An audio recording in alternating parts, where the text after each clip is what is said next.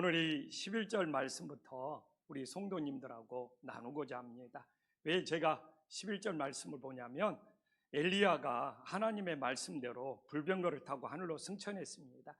근데 사실 저도 그렇고 한국교회도 그렇고 11절까지 엘리야가 하늘로 승천했다는 이야기를 엄청 많이 설교로도 또 여러 가지 방법으로 나누고 있습니다. 그리고 교회를 좀 다녔다 하면 엘리야가 하늘로 승천했다는 이야기 다 알고 있습니다.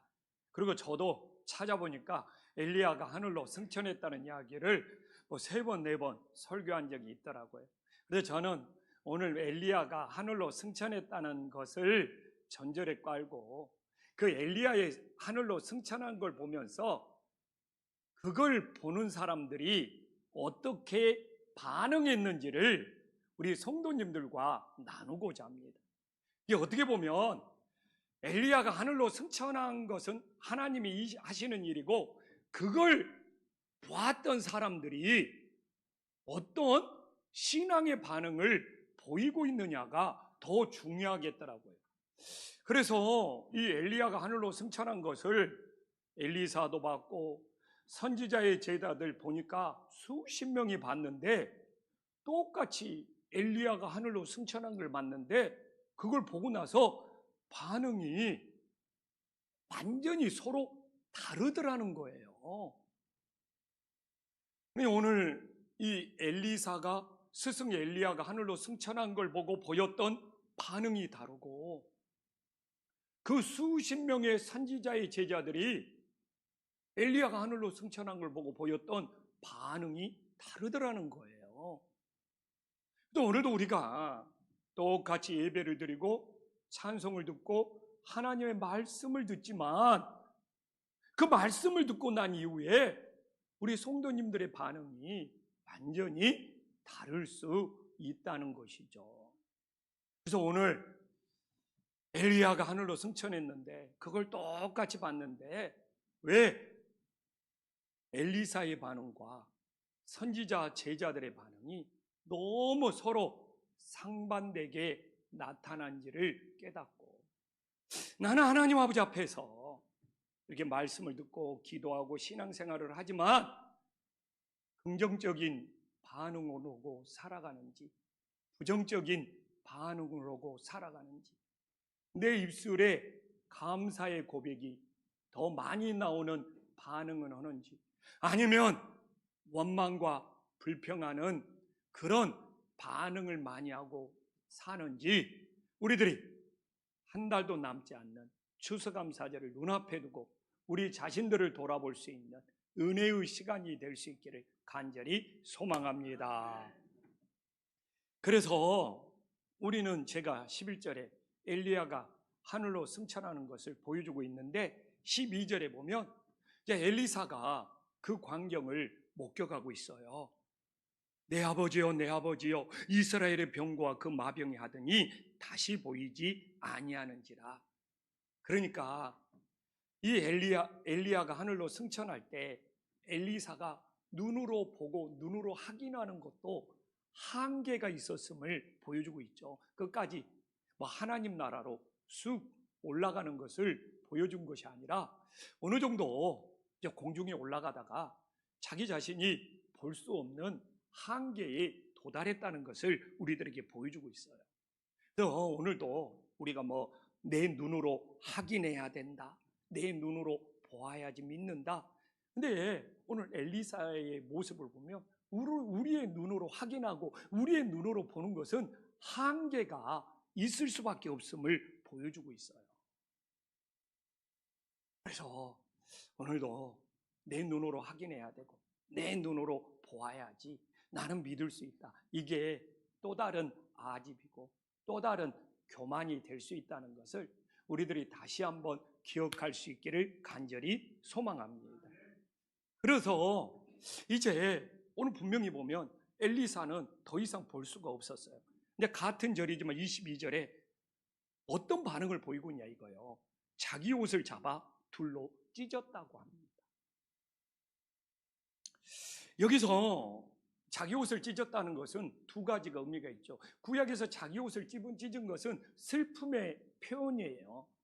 그러니까 정들었던 스승 엘리야와 엘리사가 이별한 거에 대해서 어떤 옷을 찢으면서 슬픔의 표현을 하고 있는 거죠. 근데 또 다른 표현은 무엇이냐? 이 옷을 찢는다는 것은, 자기 겉옷을 찢는다는 것은 과거의 삶을 이제 벗어나서 하나님 안에서 새 출발한다는 의미가 있는 거죠.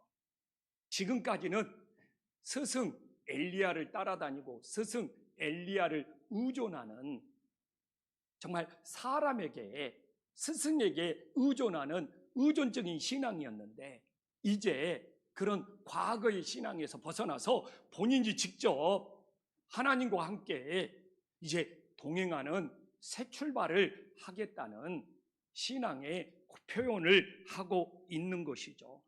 그래서 오늘 우리가 이 말씀을 보면 결국은 아무리 우리가 눈으로 보고 확인할지라도 이 엘리사를 보면 눈으로 보는 것보다 우리들이 믿고 내가 반응하는 것이 더 중요함을 믿으시기를 간절히 소망합니다. 그래서 오늘 이게 눈으로 보는 것으로 끝나지 않고 자기 옷을 찢었다는 것이, 이게 바로 믿음의 결단이거든요. 그러니까 오늘날도 신앙생활하면서 뭐 기적을 봤다, 무슨 하나님의 무엇을 내가 눈으로 확인했다, 뭐 어디 뭐 기도원에 가서 무엇을 뭐 보고 체험했다.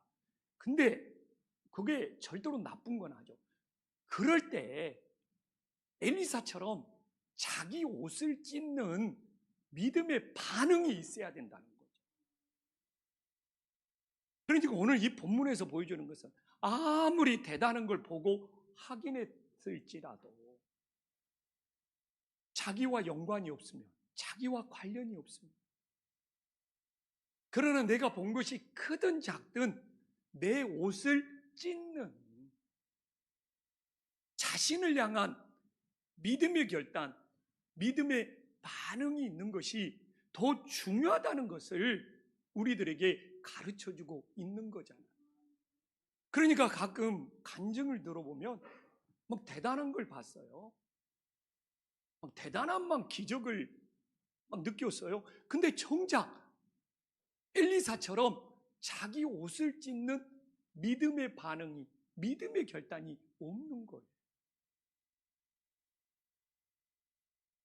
그래서 오늘 이게 진짜 이 엘리야가 하늘로 승천하는 것을 보았다는 것은 얼마나 대단한 사건입니까?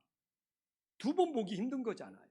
그러나 그것보다 더 중요한 것이 자기 옷을 찢는 이 믿음의 결단, 믿음의 반응.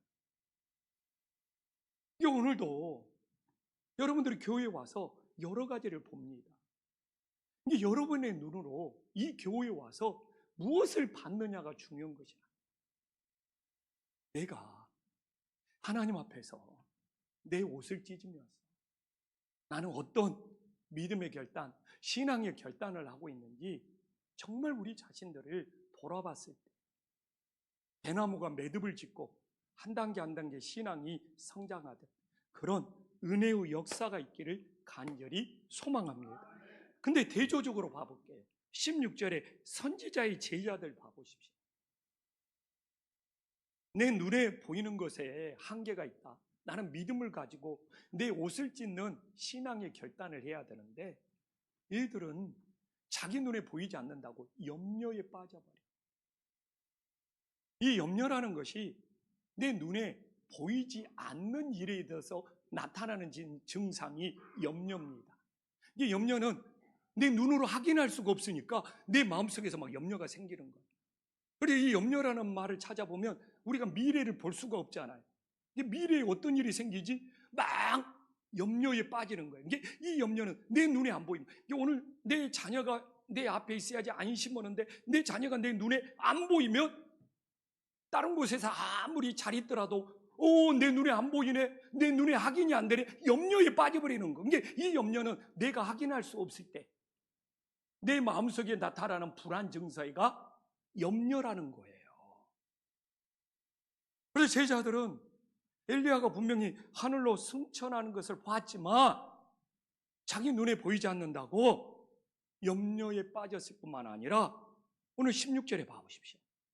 이제 자기 눈에 보이지 않는 염려가 결국 의심에 빠져버리는 거예요. 여호와의 성령이 그를 들어가다가 어느 사례나 어느 골짜기에 던지셨지 않을까.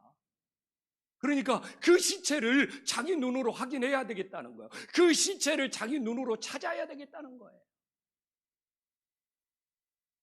그래서 오늘도 믿음의 최고의 방해문은 모든 것을 내 눈으로 확인해야지 안심할 수 있다는 염려 증상이 됨을 다시 한번 기억할 수 있기를 간절히 소망합니다. 근데 왜 오늘 우리가 묵상을 해봐요. 왜 시체를 이들은 찾아야 된다고 생각을 했을까요? 왜 시체를? 오늘 5절 말씀을 보면 이 여리고에 있는 선지자들도 5절 말씀에 보면 여리고에 있는 선지자들도 하나님의 말씀을 들었어요. 하늘로 승천한다는 하나님의 베델에 있는 선지자들도 하늘로 승천한다는 엘리야가 하나님의 말씀을 들어. 근데 왜 이들은 이렇게 오늘 본문을 보면 시체를 찾으려고 이렇게 목매달고 있을까요? 이게 반쪽짜리 신앙이기 때문에 여러 가지가 있지만 저는 자기 생각대로 판단해버립니다. 영혼만 하늘로 올라가고 몸뚱아리는 죽는다고 생각을 합니다. 그러니까 하나님께서 엘리야의 승천을 몸까지 영혼까지 하늘로 올라간다는 말씀 그대로 믿는 것이 아니라 반쪽짜리 신앙이 되어버려요. 영혼은 하늘로 올라가겠지만 이 몸뚱아리는 죽어서 시체가 되어서 산이나 골짜기에 떨어졌을 것이다. 아니, 승천을 보면서. 그래서 어떻게 보면 오늘도 말씀을 있는 그대로 믿지 못하게 하는 최고의 방해물은 하나님의 말씀을 내 기준대로, 내 생각대로 판단해버립니다. 그래서 하나님의 말씀을 듣는 것도 중요하죠. 근데 있는 그대로 믿어야 되는데 반쪽짜리 신앙이 되버려요. 영혼은 올라갈 수 있지만 시체는, 몸뚱아리는 골짜기에 떨어져 있을 거야. 이거 완전히 자기 식대로 판단하고 있거든요. 오늘도 우리가 정말 성경 말씀을 모두가 듣고 있잖아요. 자기 식대로 다 토막내어서 자기 식대로 판단해버리면 말씀 듣고 우리 성도님들의 반응은 다 각자 다를 수밖에 없는 거예요. 이 선지자의 제자들은 하나님의 말씀을 들었음에도 불구하고 자기 생각대로 다 부정적으로 토막을 내고 있는 거예요. 어떻게 몸이 하늘로 올라갈 수가 있어? 영혼은 올라갈 수가 있지만 몸은 올라갈 수가 없어. 자기 판단으로 다 칼질을 하고 있는 거예요. 그래서 이렇게 시체를 찾는 일에 열심내고 있는 모습을 우리들에게 보여주고 있어요. 오늘 우리는 하나님의 말씀을 듣고 있습니다. 엘리사처럼 하나님의 말씀대로 믿으려고 하는지, 아니면 이 선지자의 제자들처럼 지금 내 생각으로 칼질을 하고 있는지. 그래서 영혼은 하늘로 가겠지. 그러나 탁 잘라내서 시체는 어느 산이나 골짜기에 떨어졌을 거야.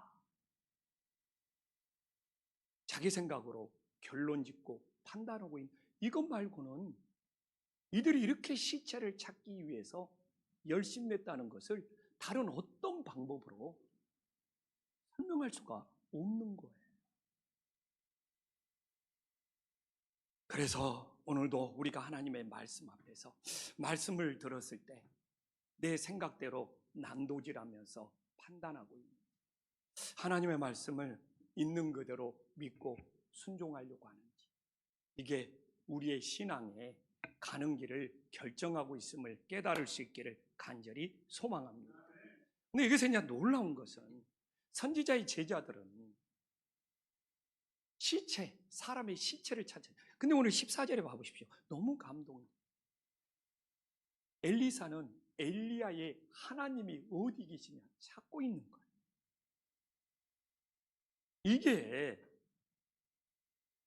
내가 믿음을, 이게 엘리야의 하나님이 어디 계신지 찾아서 그 믿음을 이어받아서 나의 하나님으로 고백하겠다는 거예요. 그래서 14절 후반부에 보면 그 믿음을 이어받아요. 엘리야가 물을 치면서 이리저리 갈랐는데 그 능력이 엘리사에게도 동일하게 나타나고 있는 거예요.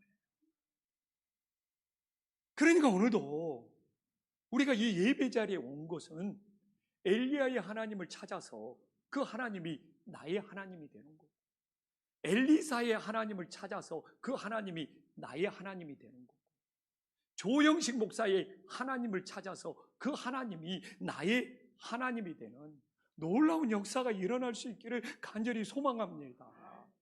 그래서 우리는 누구의 하나님이 아니라 결국은 나의 하나님이 되어야 된다는 것을 오늘 성경 말씀이 우리들에게 보여주고 있는 거예요.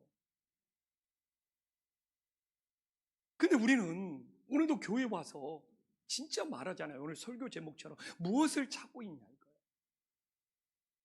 이 교회라는 예배당 안에 들어와서, 이 교회라는 건물 안에 들어와서 누가 교회에 왔는지 안 왔는지를 찾고 있냐 이거예요. 우리는 다 엘리야의 하나님을 찾아서 그 하나님이 나의 하나님이 되는 놀라운 역사가 일어남을 믿으시기를 간절히 소망합니다. 오늘도 이게 아버지 집에 온 신앙의 본질이잖아요. 본질. 근데 신앙의 본질, 오늘도 누구의 하나님이 아니라 처음에는 누구의 하나님일 수도 있죠.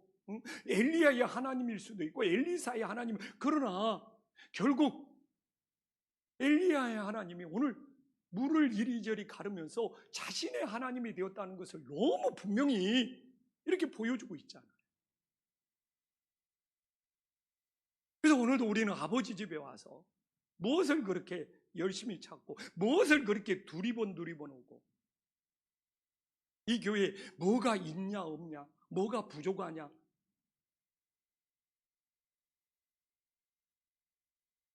그래서 우리는 이게 내 하나님이 돼야 돼요. 진짜 스승 엘리야가 살았을 때는 엘리사는 스승만 따라다니는, 진짜 스승 뒷공무니만 따라다니는 그런 의존적인 신앙이었어요. 의존적인 신앙. 성경에 나와요. 그냥 엘리사는 엘리야가 어디로 가면 기브온으로 가면 기브온 쫄쫄 따라가고 베델로 가면 베델 쫄쫄 따라가고 여리고로 가면, 그러나 진짜 엘리야가 하늘로 승천한 다음에 엘리사의 믿음의 시대가 열렸음을 믿으시기를 간절히 소망합니다. 저는 너무 감사한 것이 저도 신앙을 개인적으로 지도해 주는 사람이 있었거든요. 근데 딱 1년을 배우고 나니까 그다음부터는 배워서는 내 신앙이 자라나지 못하겠구나. 내가 오히려 가르치고 전해야 되겠구나. 근데 지금도 경험하지만 이렇게 배우려고 따라다닐 때보다 내가 막 예수님의 복음을 전하려고 하고 예수님을 신앙을 가르치려고 할 때 내 신앙이 놀랍게 자라나더라. 진짜 배우는 신앙은 의존적인 신앙에 불과하고 배우는 것은 늘 허기지더라고.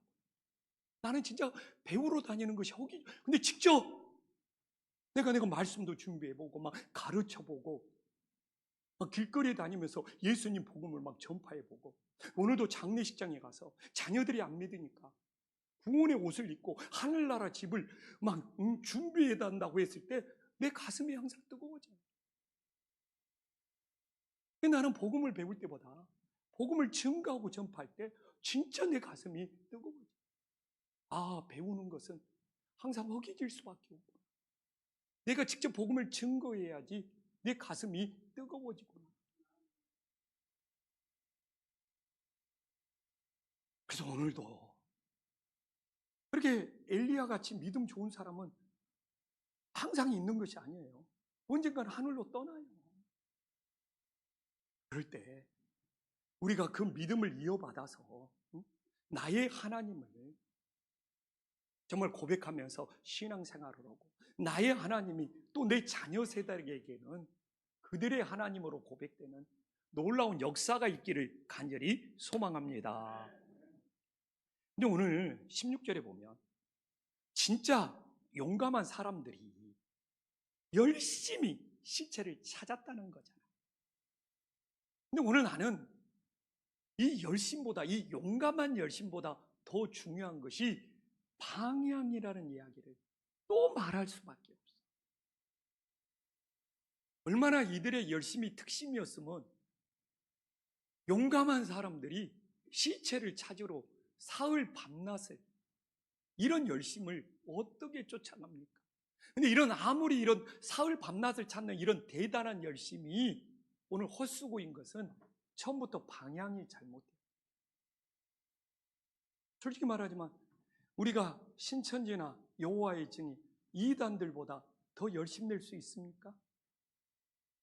그러나 그들이 아무리 열심 낼지라도 그들의 방향이 잘못돼요. 그들의 열심은 헛수고가 될 수밖에 없음을 우리들이 다시 한번 기억할 수 있기를 간절히 소망합니다. 그래서 이게 진짜 야사 같은 거 보면 이 50명 막 3일 동안 열심히 막 시체를 찾으러 다니는 사람들이 엘리사를 흉보고 험담할 수 있어요. 아니, 스승이 사라졌는데도 저렇게 편하게 아무런 일도 않고 저렇게 그냥 가만히 있어? 우리가 시체를 찾으러 다니려고 그러는데 오히려 못 가게 말리고 있네? 얼마든지. 그러나 엘리사는 하늘로 승천했다는 것을 믿는, 오히려 믿음을 굳건하게 지킨 믿음의 좋은 사람이거든요.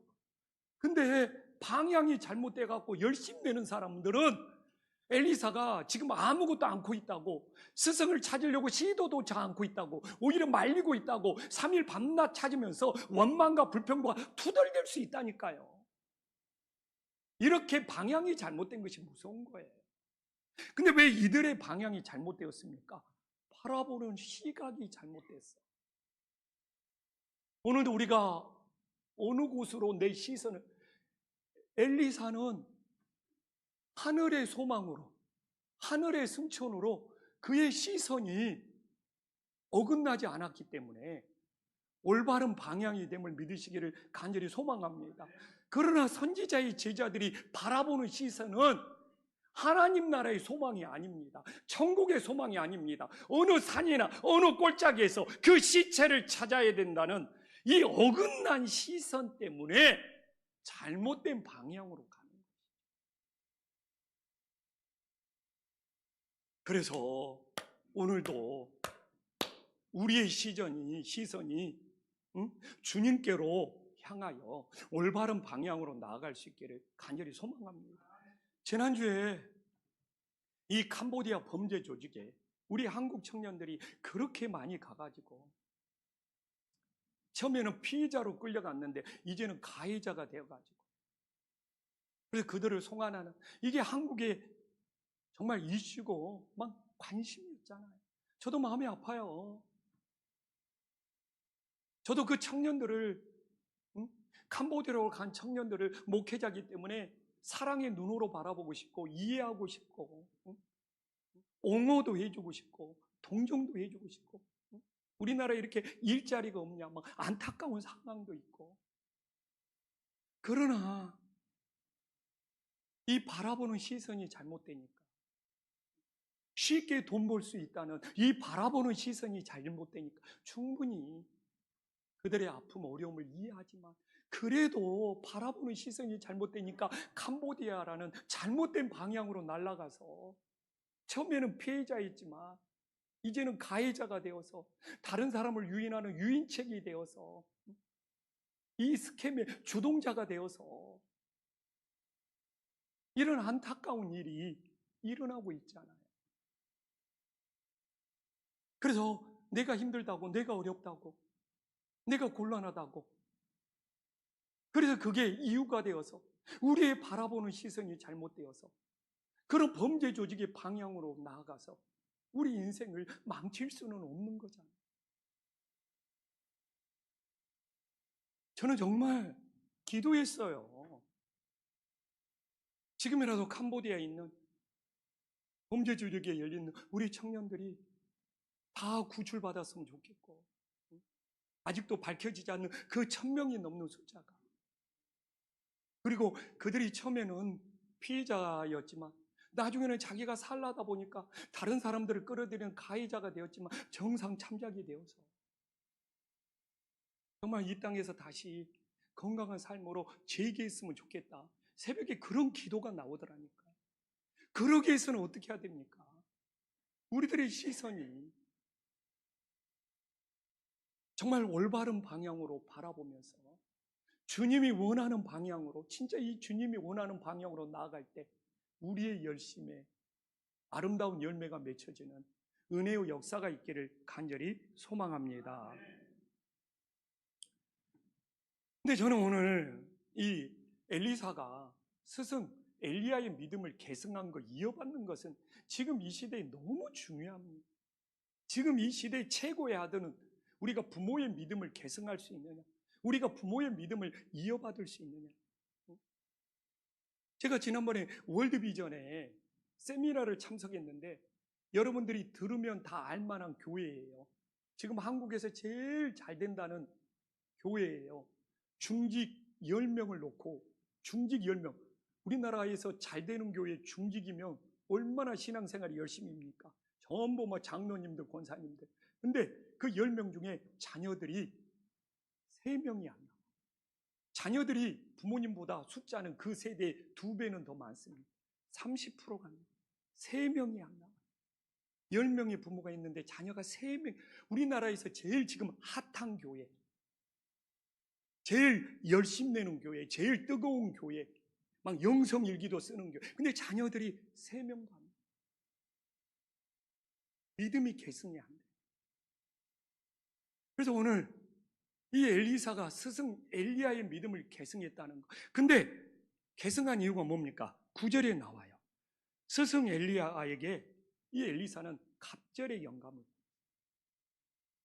근데 그 갑절의 영감이 나는 스승보다 2배나 많이 더 기적을 베풀어야 되겠다는 그런 욕심이 아니란 말이에요. 가끔 뭐 그런 해석들이 있어서 뭐 엘리야는 기적을 뭐 6번, 7번 베풀었는데 엘리사는 뭐 기적을 뭐 14번, 5번만 해서 실제 숫자적으로도 이 갑절의 영감을 구해가지고 2배나 기적을 베풀었으니까 우리도 뭐 그렇게 해야 된다. 뭐 그럴 수 있어요. 그러나 엘리야는 스케일이 커요.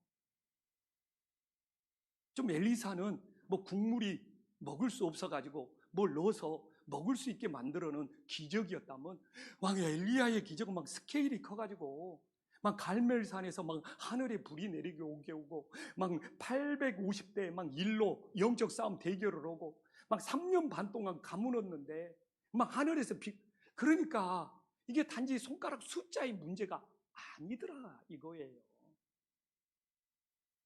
오히려 하나하나 엘리야는 너무 막 국가를, 민족을 상대로 스케일이 컸고, 좀 엘리사는 생활 속에서 일어나는 좀 작은 일들의 기적이었거든요. 뭐 그것도 조화를 이루겠죠.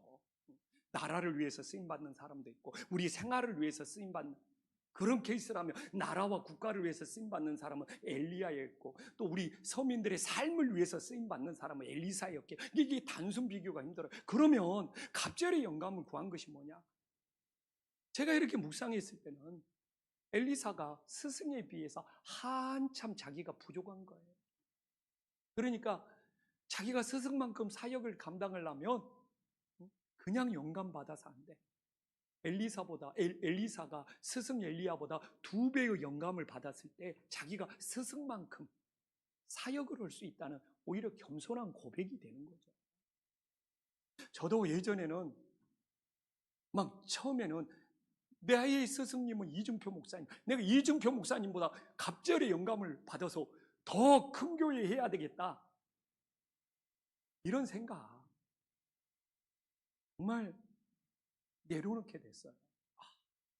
내가 아무리 성령의 영감을 받아도 3배, 4배를 받아도 내가 이중표 목사님만큼 사역하기 힘들구나. 그걸 깨닫는 것은 긴 시간이 필요하죠. 그래서 오늘 이건 2배나 해야 되겠다는 욕심 부리는 고백이 아니라 내가 그 사람보다 2배, 3배 더 부족하기 때문에 그렇게 은혜를 받고 그렇게 성령을 받아야 돼요. 그만큼 감당할 수 있다. 겸손의 고백이 됨을 믿으시기를 간절히 소망합니다. 근데 중요한 것이 뭡니까? 14절에 봤지만 직접 체험했다는 거예요. 신앙은 자기가 체험했을 때 자라요. 지금 엘리사가 자기의 하나님이 되었다는 것은 뭡니까? 스승의 능력을 본인이 직접 체험했다는, 그러니까 의존적인 신앙에서 벗어나잖아요. 처음에는 막 엘리야가 떠나면 안 될 것 같아. 스승님 떠나면 안 됩니다. 막 바짓가랑이 붙잡고 늘어졌는데 이제는 본인이 체험하는 신앙이 됩니다.